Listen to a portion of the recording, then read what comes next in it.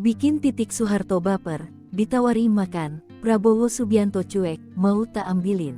Hubungan asmara Titik Soeharto dan Prabowo Subianto belakangan ini masih menjadi perbincangan publik. Hal ini lantaran keduanya masih menjalin hubungan baik meski mereka telah resmi bercerai. Seperti baru-baru ini gestur keduanya tatkala menghadiri acara pernikahan anak Menteri Pertanian Andi Amran mendadak menjadi sorotan publik. Sebab walau mereka resmi sudah bercerai, keduanya tampak tak canggung satu sama lain saat bertemu. Namun sayang gestur Prabowo membuat Titik Soeharto menjadi baper. Menilik dari cuplikan video yang dibagikan oleh akun TikTok Tumer, Prabowo Subianto rupanya sempat berinteraksi dengan Titik Soeharto di acara pernikahan tersebut. Titik Soeharto langsung menyalami Prabowo dan menepuk lengan perlahan.